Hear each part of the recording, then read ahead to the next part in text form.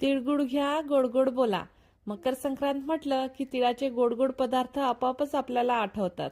आणि आज स्वामीज किचन मध्ये मी घेऊन आली आहे संक्रांत स्पेशल तिळाच्या वड्या. तर इथं बघा एक मोठं बाउल तीळ घेतले आहे, तेवढंच गूळ घेतला आहे आणि थोडेसे शेंगदाणे घेतले आहे. सोबतच आपल्याला थोडंसं तूप लागणार आहे. तर चला आपण वडा बनवायला घेऊया.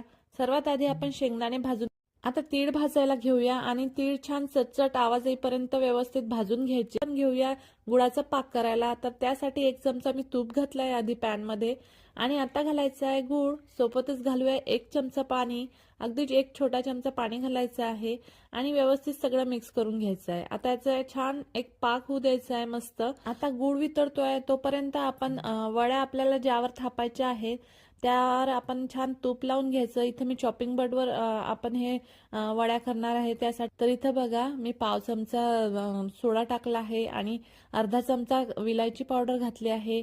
शेंगदाणे पण घातले आहे आणि शेंगदाण्याची मी साल काढून टाकली आहे आणि थोडेसे एकाचे 2 करून घेतले आहे, थोडेसे जाडसर बारीक करून घेतले आहे आणि नंतर तीळ घातले आहे. तर छान हे सगळं व्यवस्थित मिक्स करून घ्यायचं.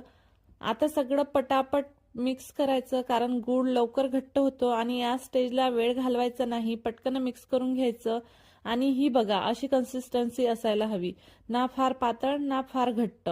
यावरच वड्यांचा परफेक्ट सेट होणं डिपेंड करतं. आता आपण चॉपिंग बोर्डवर टाकून घेतलं. आता जेवढ्या जाड वड्या हव्या आहेत तेवढ्या छान व्यवस्थित पसरून घ्यायचं. गरम गरम असतानाच हे पसरवायचं.